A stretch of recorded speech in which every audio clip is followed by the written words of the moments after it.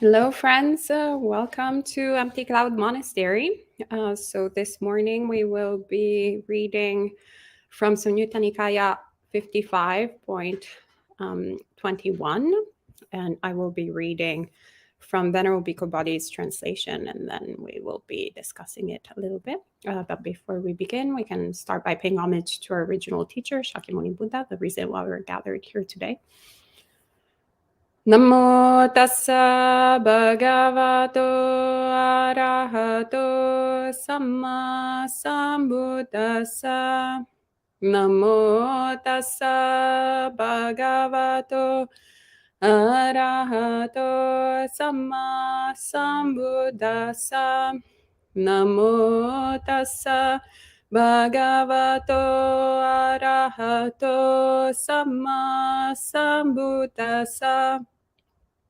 Bhutam namam sangham namasami.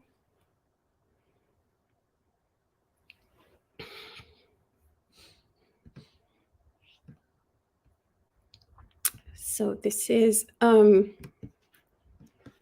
discourse between the Buddha and Mahānāma, one of his foremost disciples. So the sutta begins, "Thus have I heard. On one occasion, the Blessed One was dwelling among the Sakyans at Kapilavatthu in Nigrodha's park. Then Mahānāma the Sakyan approached the Blessed One, paid homage to him, sat down to one side, and said to him, 'Venerable Sir, this Kapilavatthu is rich and prosperous, populous, crowded with congested thoroughfares. In the evening, when I am entering Kapilavatthu after visiting the Blessed One or the bhikkhus worthy of esteem, I come across a stray elephant, a stray horse, a stray chariot, a stray cart, a stray man. On that occasion, Venerable Sir, my mindfulness regarding the Blessed One becomes muddled. My mindfulness regarding the Dhamma becomes muddled. My mindfulness regarding the Sangha becomes muddled. The thought then occurs to me, if at this moment I should die, what would be my destination? What would be my future born?'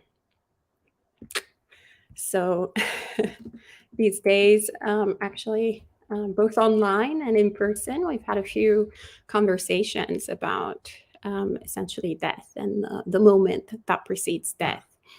And if I remember correctly, it was Sud that actually had, both online and in person, kind of brought up this question, essentially what happens with this,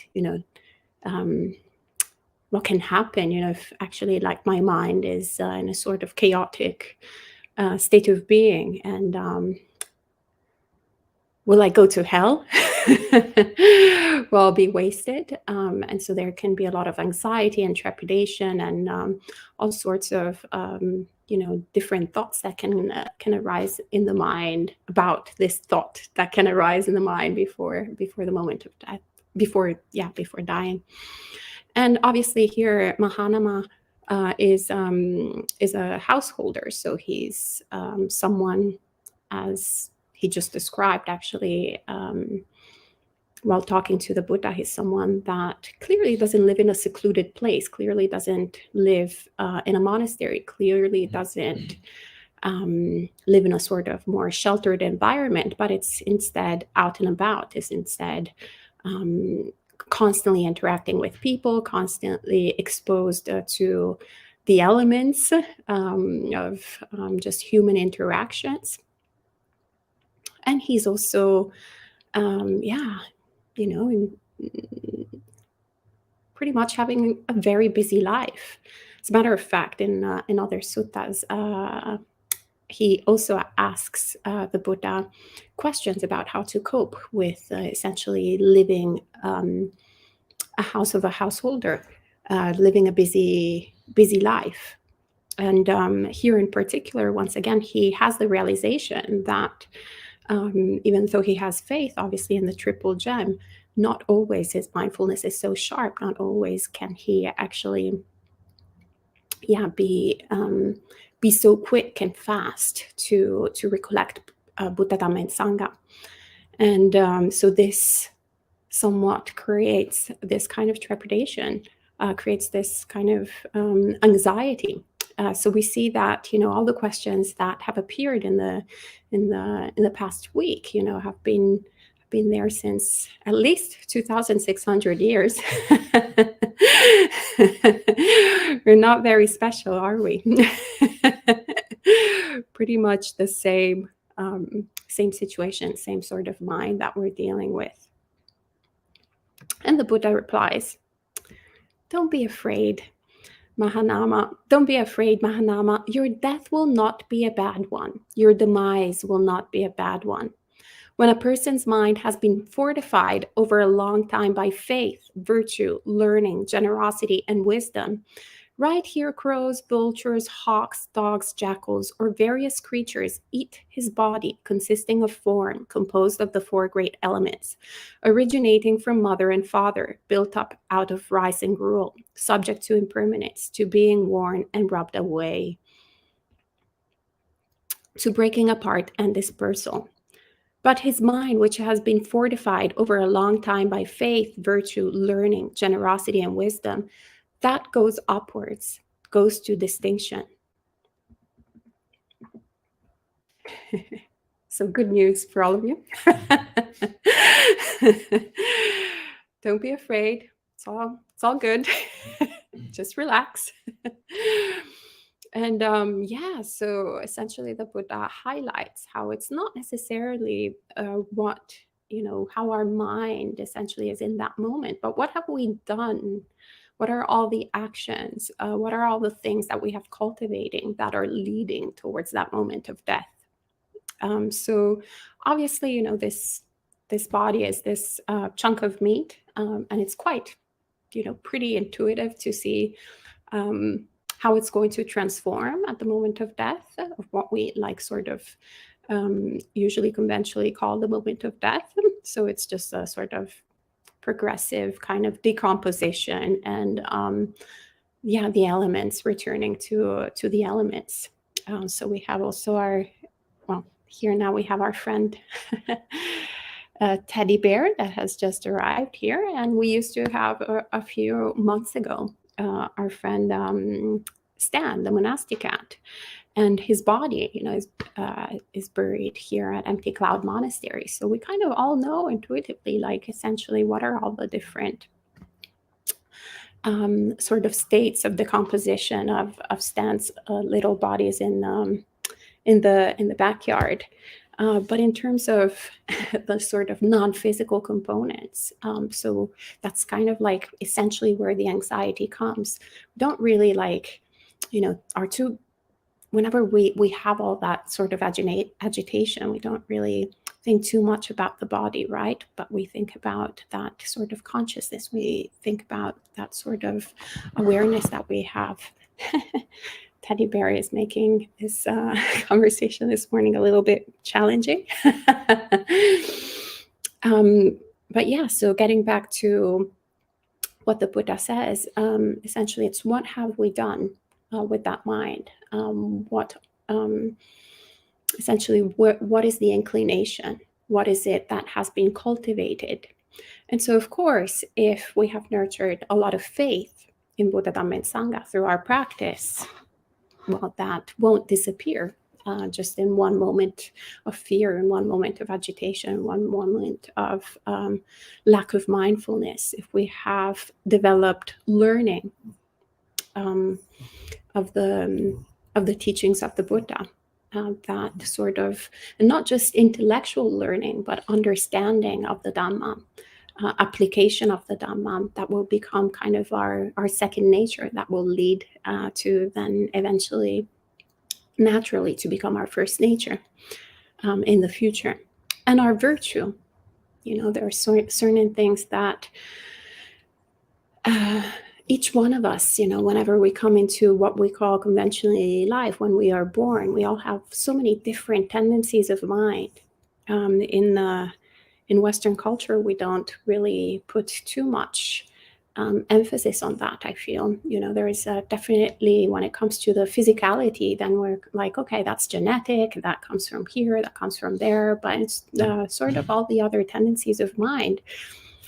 they're a little bit overlooked. We're just kind of surprised by perhaps some particular skill sets, right, that people might have. We might call those folks geniuses, right? If they are really skilled at composing music, if they're really skilled at, at understanding perhaps math, and so forth. And we're like, okay, that's really odd. That's really bizarre that, such a young child perhaps might have such strong tendencies. Must be some weird kind of phenomenon. Must be a genius. But then, if someone is particularly skilled at not killing, for example, we quite overlook it. Or if even someone is particularly skilled at killing sentient beings, there's just little kids that I think actually I was one of them. Unfortunately, I was pretty skilled at killing little insects, anything that was really tiny. There was a strong tendency of mind when I was born, but nobody, ever thought, oh, how come, little Ayya Soma, that wasn't Ayya Soma back then, is doing that while her brother isn't, for example, while her brother is not torturing all those little animals, all those little sentient beings. So the Buddhist perspective is obviously that those are traits that essentially those are habits that come from past lives. No different than all the habits that we have from this life, that we have cultivated in this life, right?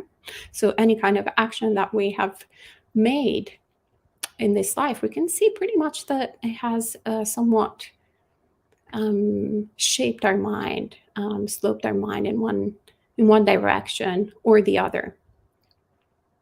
And so as we can see this in our life, we can have this experience of cause and consequence.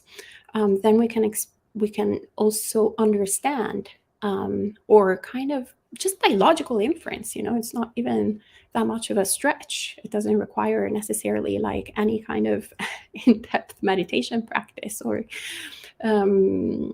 supernatural power, but we can kind of go like, okay, well, if I have all these habits, right now, for example, I have a strong habit of not killing. Well, yeah, how did I get this strong habit? Clearly by practicing, by taking the precepts that the Buddha has given to us. So just by practicing with non-harming, non-killing, then there's a new habit. So obviously the previous habit that I was born with, well, what was the cause? Well, there was clearly like a strong habit of the past. And so we can see how we're constantly bringing this inheritance with us.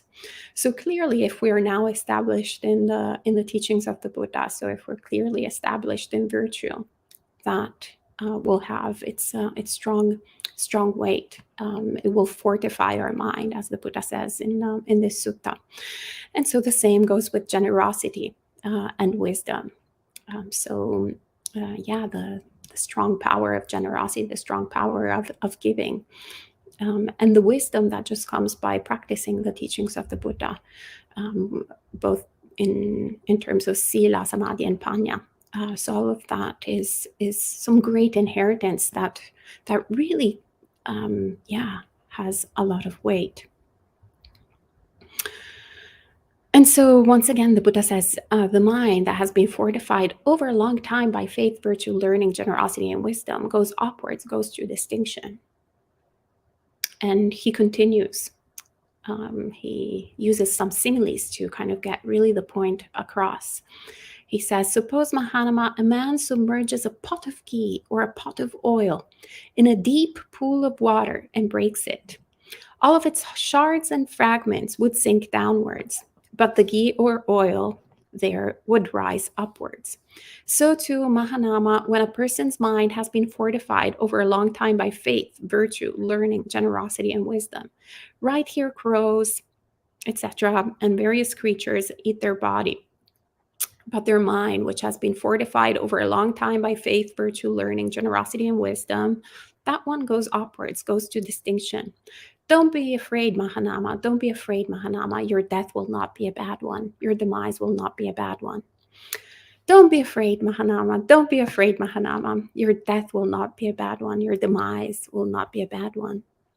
This continues in the following sutta with a little twist. He says, a noble disciple who possesses 4 things slants, slopes, and inclines towards Nibbana.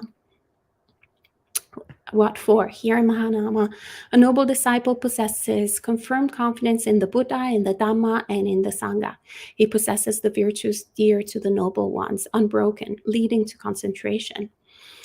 Suppose, Mahānāma, a tree was slanting, sloping, and inclining towards the east. If it was cut down at its foot, in what direction would it fall? And Mahānāma replies, in whatever direction it was slanting, sloping, and inclining, Venerable Sir. And the Buddha ends, so too, Mahānāma, a noble disciple who possesses these 4 things, slants, slopes, and inclines towards Nibbana. So yeah, we see how powerful essentially this teaching is, and how we invest so much time, a lot of the time on on anxiety, on cultivating all of these doubts and worries about the future. But really, actually, all of the sort of attention should be focused instead on the cultivation of faith. Sometimes we tend to think of faith as, we tend to relate on saddha in terms of like, oh, I have saddha, I have faith, or I don't have saddha, or I don't have faith.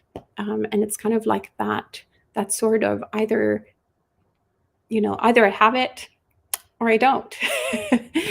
But instead, we can actually think of it as something that needs to be cultivated or to maintain. So if we already currently have it, then we can keep making sure that it's there. We can keep nurturing it.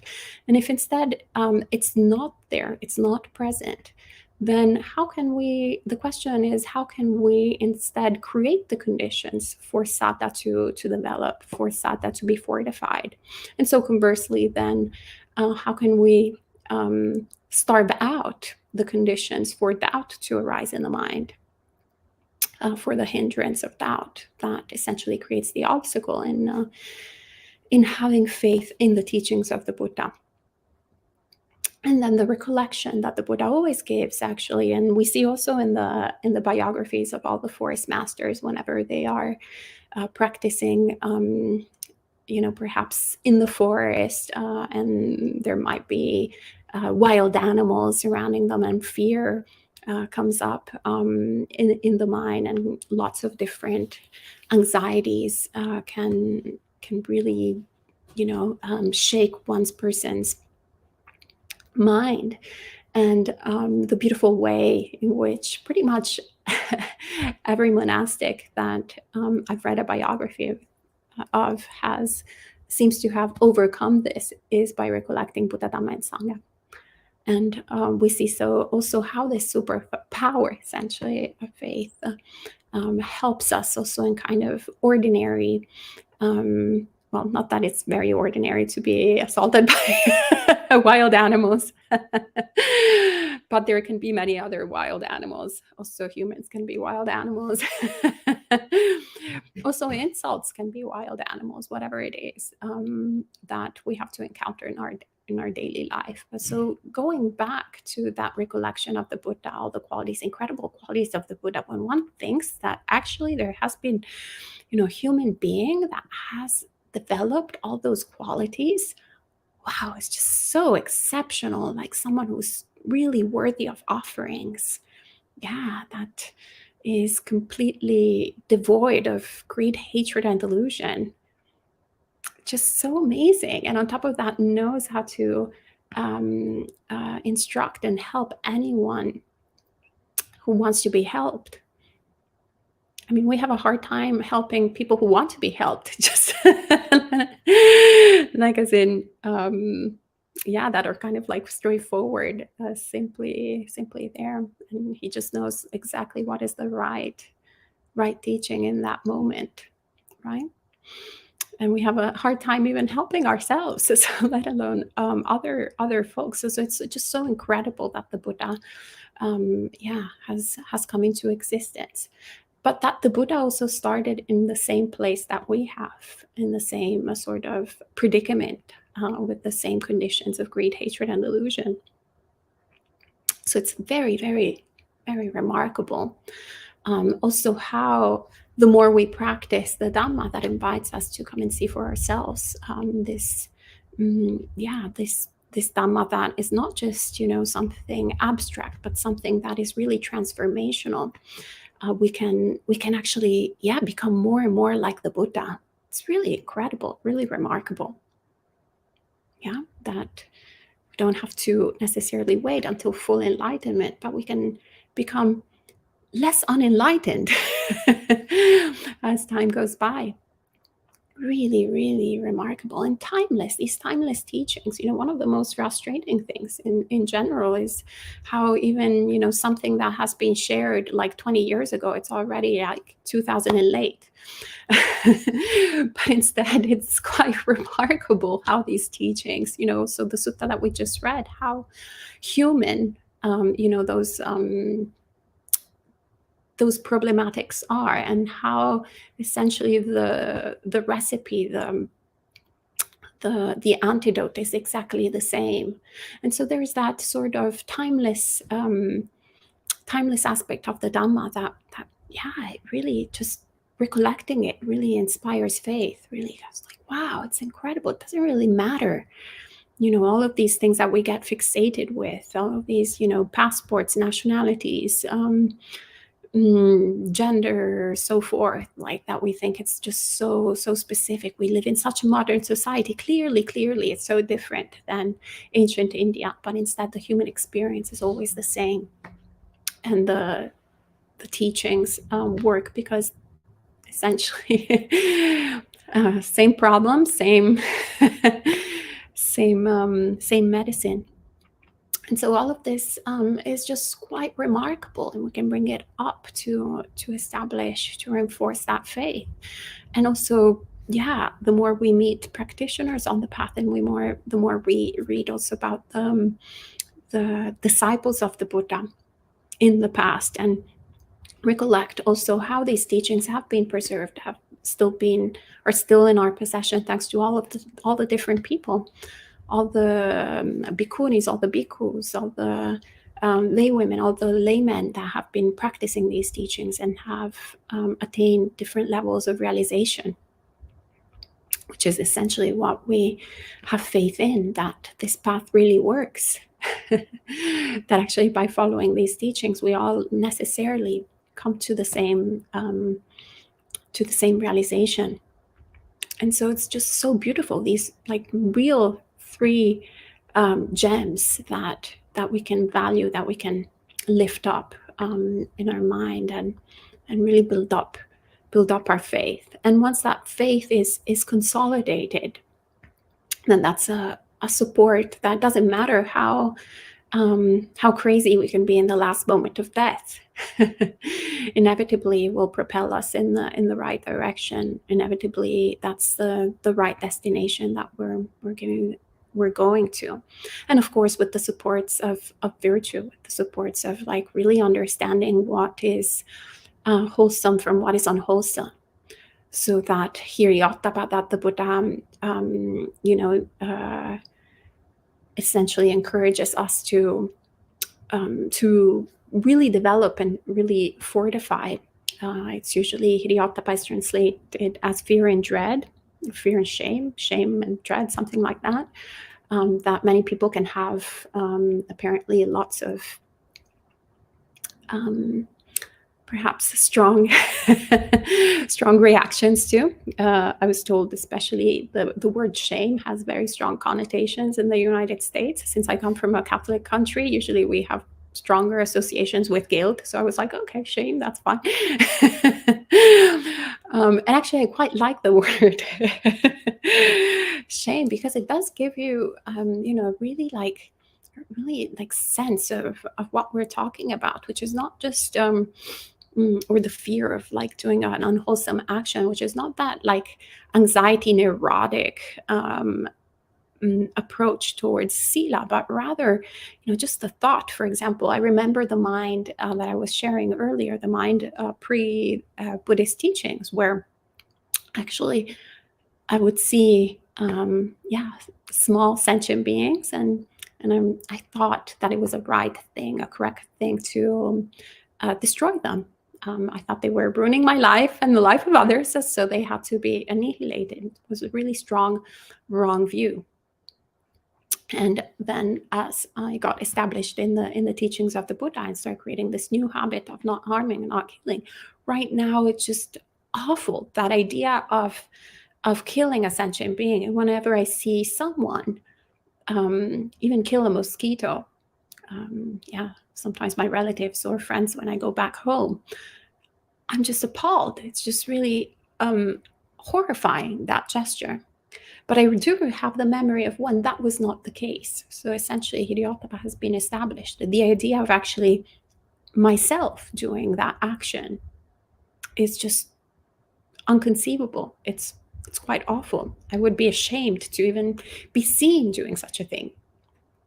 And by being seen also by myself. And so there's that constant, we can call it fear, perhaps, of inadvertently also causing harm, causing kill. So it's wholesome. It's not neurotic, but it's actually something really powerful, really, once again, that is a superpower, that really leads us then intuitively to discern what is wholesome from what is unwholesome, and not going out of our own accord, like I like this and I don't like this, but rather it's okay, this is for the benefit of myself and the benefit of others, and this is not for my benefit, and this is not for the benefit of others. And it becomes kind of like that second nature that slowly becomes first nature. Because obviously, until we attain different levels of awakening, unfortunately, everything we're subject to backsliding. That's why we should really put a lot of effort in attaining stream entry, which is not really impossible, right? Nibbana can feel a little bit demoralizing, or complete absence of greed, hatred, and delusion. It's wow. Especially, actually, the more we practice and the more we become aware of our greed, hatred, and delusion, we're like, wow, there's a lot of work. This can be, a little bit demoralizing. But instead, if we lower the bar a little bit, instead of just focusing so much on Nibbana, but if we focus on stream entry, we're like, okay, can I develop full faith in Buddha, Dhamma, and Sangha? Yeah. Can I understand how to actually use all of these practices and observances properly, without thinking that by being celibate, I'm automatically purified, or just by not eating afternoon, I'm holier than my neighbor. So can I actually have a correct grasp of all of these essentially tools? I think I can. Yeah, that's totally doable. Can I actually fully understand how this what I call self is dependently arisen? I think I'm already intellectually, I think I can do it even more experientially, right? So it just becomes something that is quite doable, right? Quite relatable, which is why we see so many different people, and lots of lay people as well. Actually, that's what the Ajahn Pasanno was inviting us to recollect last time he was here, that at the time of the Buddha, the majority of stream enterers were lay people. And that's because there are more lay people than monastics. So it's completely feasible for both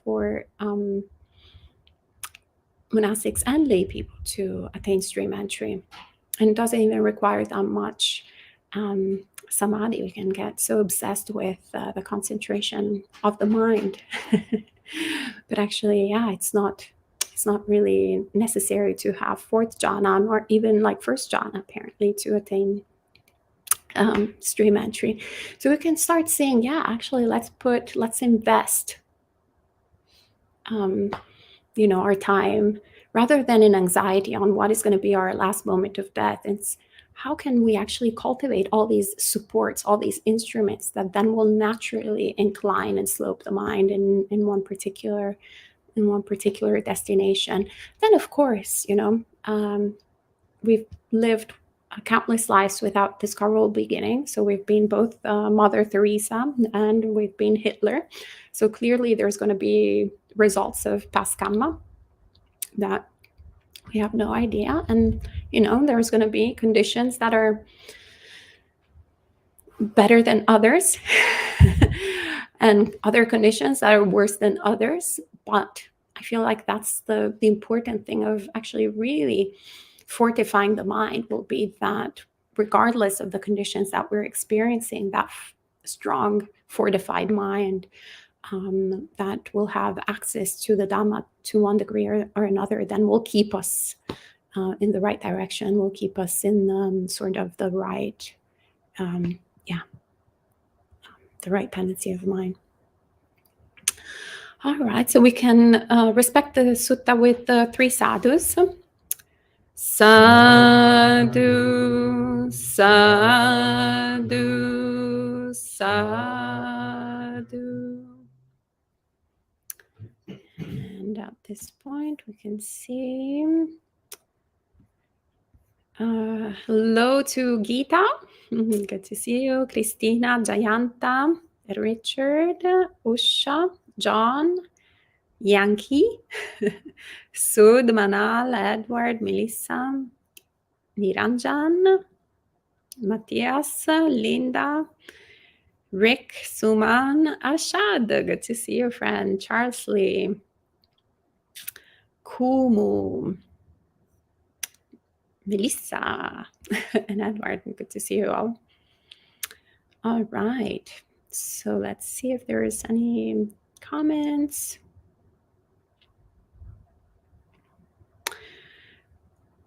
Niranjan says, we will never die. Only we are in impermanent world. We have to cross this world and reach in permanent world. Am I right? Only we are in impermanent world, have to cross this world and reach in permanent world. I'm not quite sure what you mean. But I would say that generally we talk about, obviously, the moment of birth and the moment of death as, these kind of like 2 moments where, usually we have a birth certificate and then we also have a death certificate, I think pretty universally worldwide. So there is that way that we talk about birth and death. As we actually are practicing, I think as Buddhist practitioners, we start observing how it's a little bit less, kind of birth and death, but rather it's birth, death, birth, death, birth, death, birth, death. And there's this constant shift and change and transformation of matter. So also, of course, Western science tells us that, the body that I have right now is radically different, for example, than the body that I had when I was 4 years old, but even in the body that I had yesterday, maybe not 100% different from yesterday, but definitely 100% different than the one that I had when I was 4 years old, or the one that I was born with. So what we call this body has already died and has already been reborn. Now, even though intellectually you can understand that the physicality, for example, of the body has constantly shifted, and that's the nature of the cells, there's still this idea that, the body that I had when I was 4 years old was my body. And it's the same body that I currently have. It's just that it has created a different dimension. So it's the same with the mind, especially, when it comes to my personal experience. One of the things that I really loved about Buddhism was essentially actually the teachings of anatta, that when I first encountered them, I was like, okay, I'm not crazy. So that's why I've been constantly, radically shifting choices, lifestyles. I feel like I already had multiple lives within this lifetime, so to speak. And, I feel like in non-Buddhist world, there's always that expectation that one is very consistent. You say that you want to be a lawyer at the age of 4, and then your parents expect you to wanting to be a lawyer at the age of 20, but at the age of 20, then you decided to be a fashion designer. And in between, you wanted to be a ballerina. And in between, you also wanted to be a doctor. And in between, you wanted to be whatever it is, right?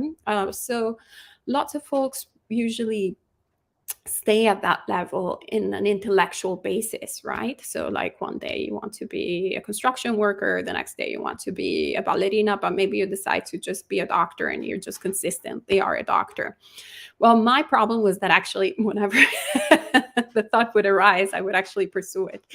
So I did have several different transformations, and that would create a lot of unsettlement, for example, in the people that were around me.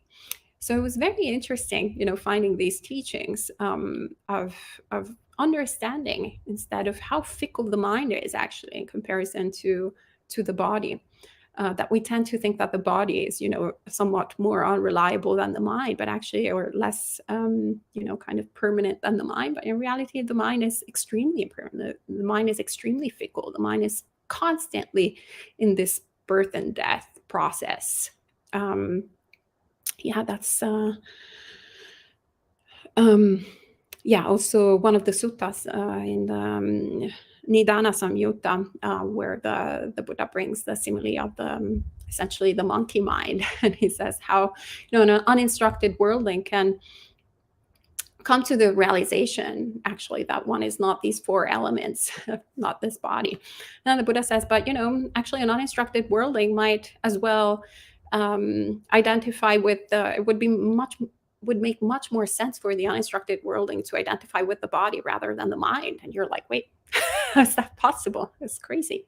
It's like, yeah, because the mind actually, what we call consciousness, what we call mind, what we call essentially nama, what we call everything that is not material, it's shifting in every instant. So it's like a monkey that goes from branch to branch, branch to branch. So we're one moment of this thing and then the other thing, and then we have one craving and the other craving. It's just constantly in this constant shift.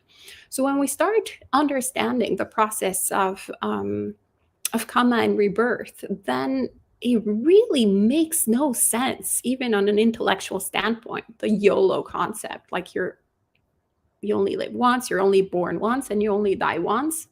It's just completely bonkers, actually. So I feel that, yeah, of course, once you start seeing how this is a constant cycle and how the mind works, how the nature of the mind is, and how the nature of the body is, then, yeah, the whole point of birth and death, I mean, even the whole sort of concept of birth, nobody remembers, or at least 99.9% of beings don't remember their moment of birth. So we kind of take it also by faith, on faith. We have a certificate and perhaps parents that told us that we were born that, that moment, that day, in that place.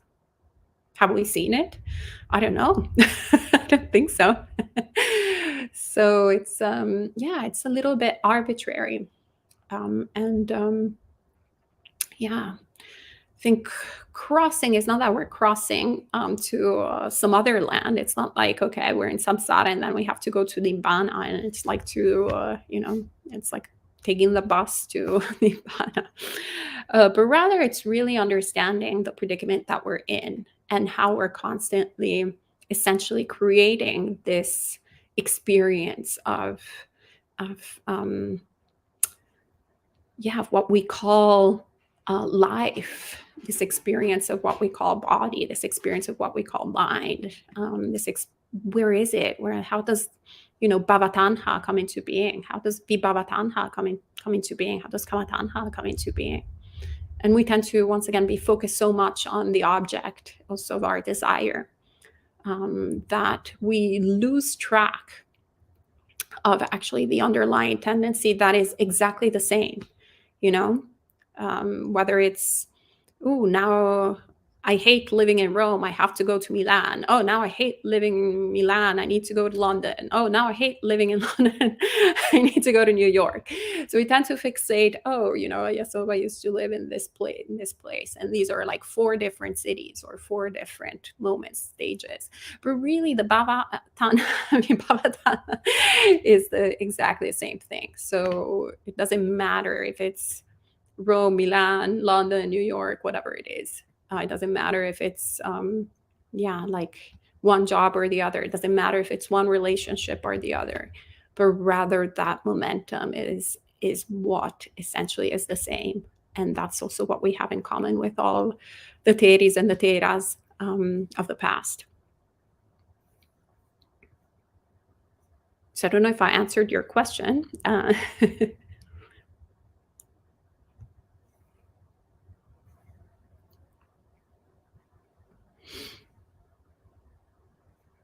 Okay, and Indy says, practicing the no-kill precept and being surrounded by others who didn't make me angry as I wanted to inspire everyone to do the same and then brought me to judgments about their values. How can I let this cycle go? Okay, 1 second that I myself, so I need to understand. Practicing the no-kill precept. So I seem to understand that you're trying not to kill, but you're surrounded by others who don't value that. And that makes you angry because you want to inspire them. But then you actually start judging them.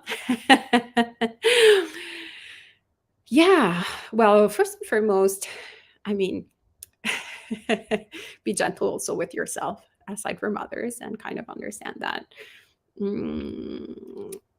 Sometimes it will, it's just part of being unenlightened that all of these different mixed sort of emotions will come up. They're all kind of this big big tangled mess. And of course, with Buddhism, I mean, we want to distinguish wholesome and unwholesome actions, but we also want to get to a sort of non-judgment day rather than judgment day, because it's it's very easy to point the finger at all the things that people around us are doing poorly, but I can't remember who said this. Many people say this. Whenever you're pointing the finger at one person, there are four fingers that are pointing at yourself. So it's kind of good to keep that in mind, and also not to take for granted what we have accomplished. The thing is, especially if we don't have a memory of past lives, so that we're born, for example, with the tendency not to kill, it's very difficult to understand how other people can kill. Now, because I established myself in not killing in this lifetime, I'm actually very compassionate towards everybody who's killing, because I remember that. So I'm capable of establishing my mind in anukampa whenever that is present. I'm like, it's really difficult to actually, even live with that mind of wrong view, that you think that, you're relieving your own suffering by harming other sentient beings. Say mosquitoes is the typical example, right? So you're surrounded by mosquitoes. Mosquitoes are biting you, and there's obviously an unpleasant sensation, and the mind instinctively goes, if only these mosquitoes weren't here, my life would be so much better. I would be so much happier. I would be here on the, in the lawn enjoying myself, or on the beach enjoying myself. The only cause of suffering is the mosquitoes. Hence, if I exterminate the mosquitoes, I will be happy. It's just such a logical and human kind of way of relating to the world. But instead, you start killing all these sentient beings.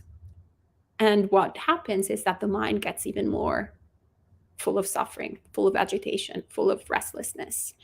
So even if for a moment you're devoid of the experience of mosquitoes biting you, you're still afflicted. You're still bringing that agitation, that pain, that aversion. And even when you're not outside with the mosquitoes, perhaps you're doing something else, then you have created that habit of irritation, that habit of self-torture.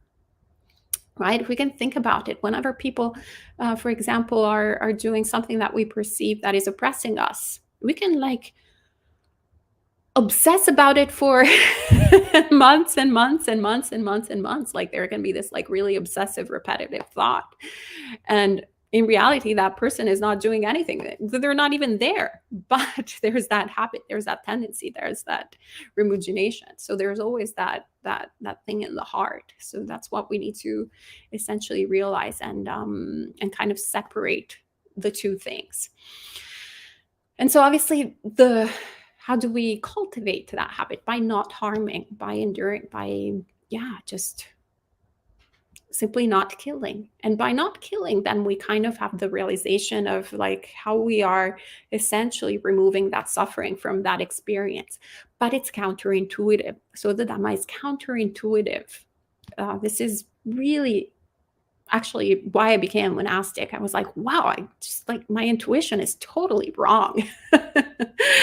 It's just quite remarkable. I tried to prove the Buddha wrong multiple times, and I was always failing. And being an aversive type, there's nothing that like instills more faith in my mind than actually not being able to find fault in something.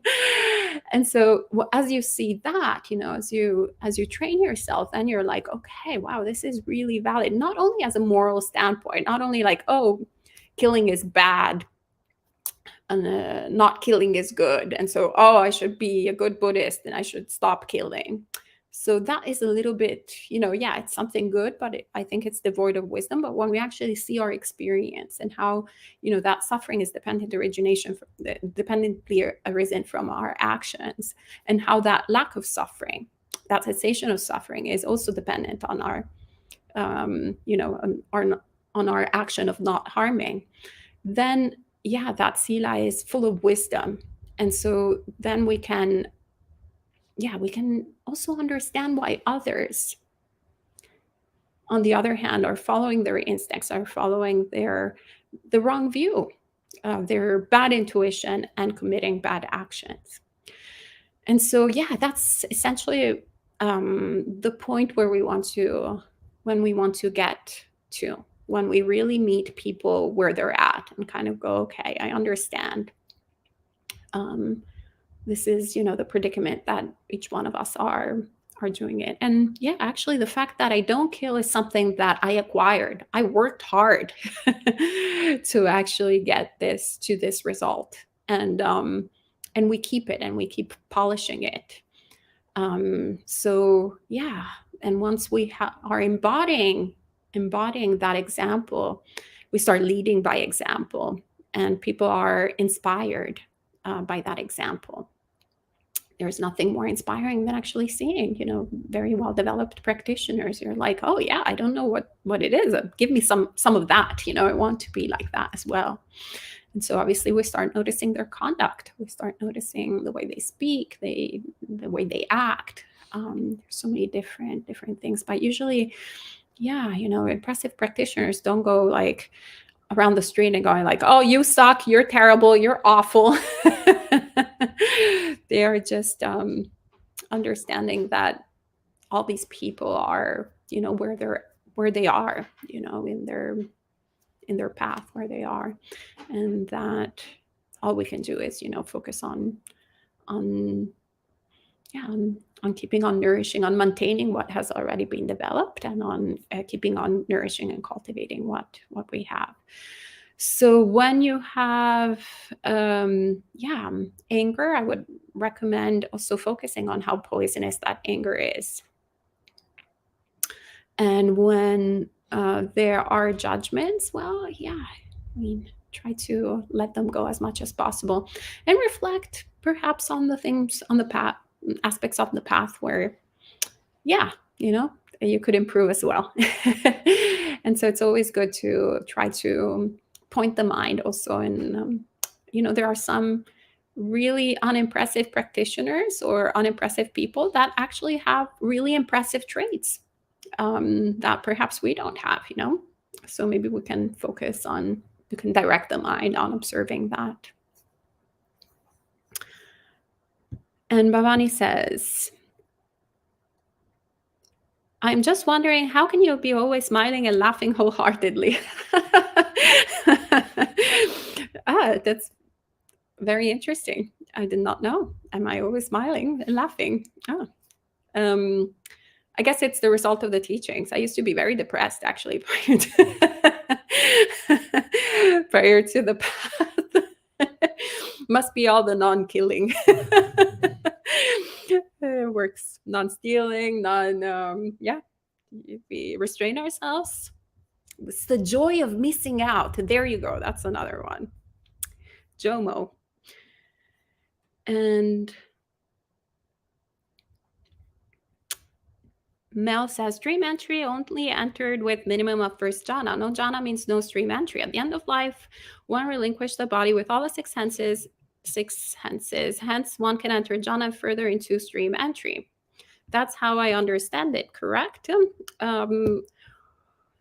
Well, you might understand it that way, but actually, we couldn't find anything in the suttas that supports that. And has been actually one of my frequently asked questions to monastics, including actually at Ajahn Brahmali next week. I scheduled a whole actually talk. So you're welcome.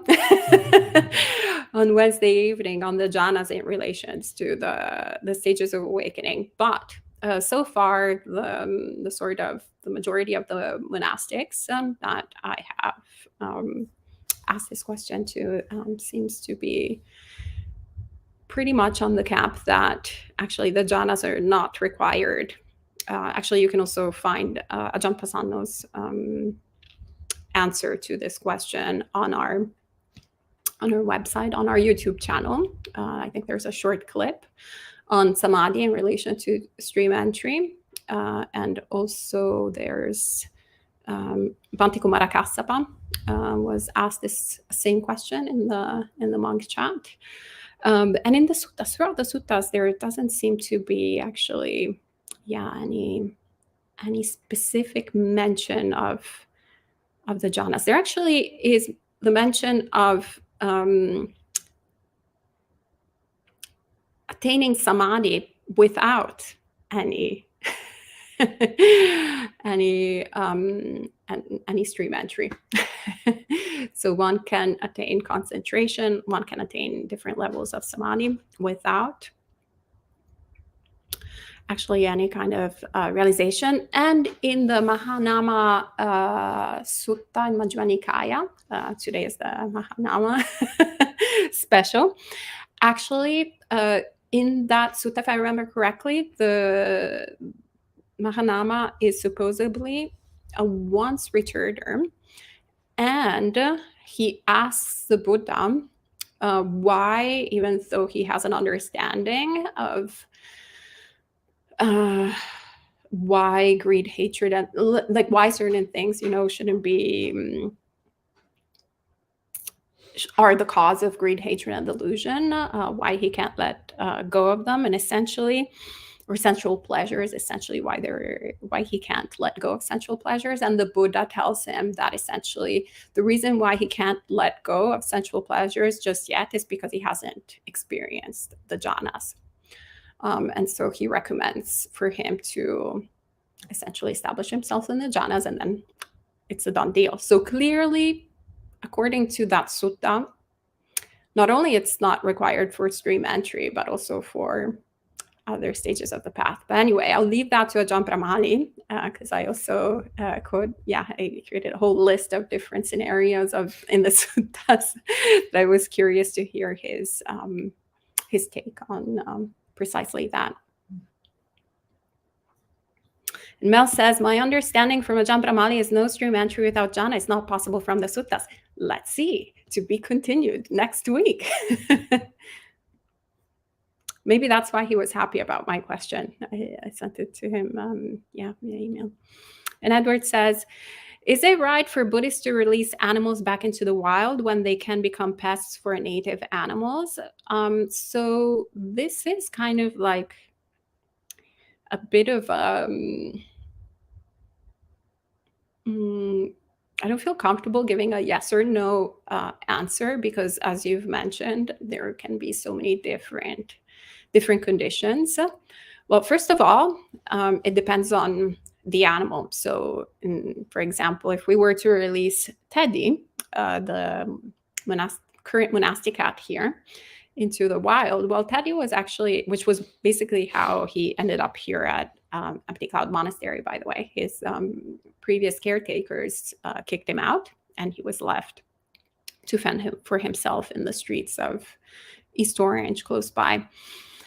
And so, when a cat has been domesticated and was born in an environment that is not the wilderness, they will have a very hard time fending for themselves. It's actually quite similar to humans. If you just pretty much kick out anyone, actually, especially these days where we're completely clueless that even like food grows in the ground and not in supermarkets. We're completely like so living in this like artificial state of existence. It will be very difficult for anyone to survive essentially in the wilderness, because they have kind of no sense, no understanding of even how to get their basic needs met.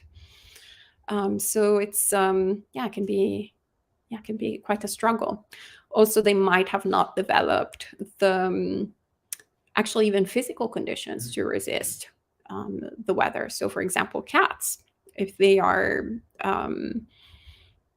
live outside, they start building a winter coat to resist the elements of the winter. So it keeps them basically like an extra fur coat to keep them warmer.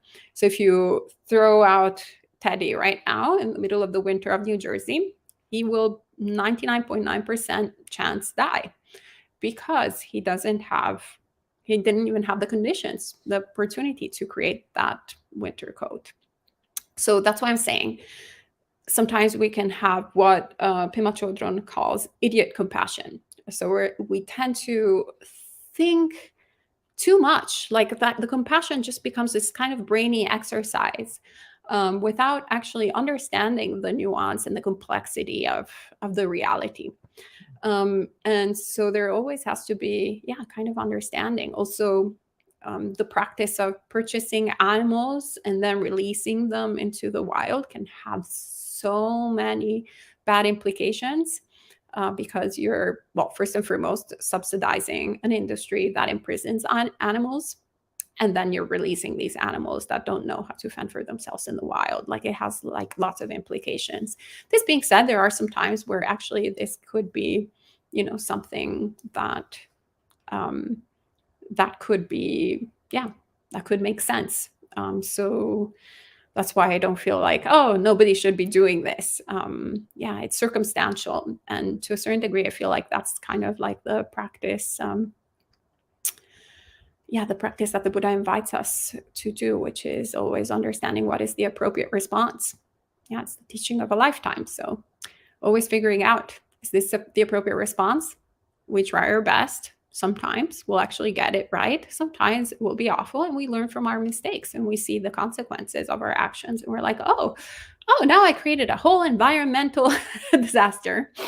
Maybe that wasn't the wisest thing. Or maybe just obviously we want to think out things ahead of time, preferably. But, if sometimes we'll only realize it after the damage has been done. And I think that the wise thing is just to, acknowledge the harm potentially that our actions has done, and just forgive ourselves and commit to do better next time. So we learn from our mistakes and we keep going. And Halu says, I ever saw ghosts. For them, their bodies were real and full with their desires. I tend to think of myself actually as a hungry ghost sometimes. In the sense that, the hungry ghost is the one that has a big stomach and a small mouth. So whenever actually I was one of those people that when I first started actually getting into hypothesizing, hypothesizing, is that English? Hypothesizing. Thank you very much. Hypothesizing about rebirth. I was like, this is pretty great. Oh, then I don't have to pick in this lifetime. I actually can, I can actually pursue all of these different things. This is kind of great. This is wonderful. Because my dukkha prior to Buddhism was just that this life was too short to accomplish all the different things that I wanted to accomplish. And but then it's kind of when one also realizes that one has already done pretty much everything except for enlightenment, then one starts realizing the dukkha of all of that, realizing also the dukkha, the unsatisfactoriness of everything that one has developed, even the sukha, even the nice parts, we're like, we start having the dukkha of getting what we want, instead of focusing so much on the sukha of that moment when, yes, I got it, we're like, oh, I got it. And then there's that dukkha moment of like, what's next? So it's that hungry ghost, the sort of mentality. So it's always like that. And never enough, never enough, never enough. I remember when we first we first entered Empty Cloud Monastery. Before entering Empty Cloud Monastery, my mind was like, oh yeah, if we only went to Empty Cloud Monastery from this place in New York City, we would have all the space that we would need to do this and this and that. And then we enter Empty Cloud Monastery, and then after a few weeks, I'm like, well, if only we had an extra part here. It's really not big enough. We would, and it was like, my mind is just, it could be if only we had the whole town of West Orange that was a Buddhist monastery, if only we had the entire United States that was a Buddhist monastery. That's essentially the hungry ghost mentality that we all have. It's never enough. It's never enough. It's never enough. And so it's actually quite fun to notice that tendency of mine, because then we stop taking it that seriously. We're like, oh, okay, that hungry ghost is right there. Oh, Roberto says, greetings from Italy. Ciao, Roberto. Good to see you. Okay.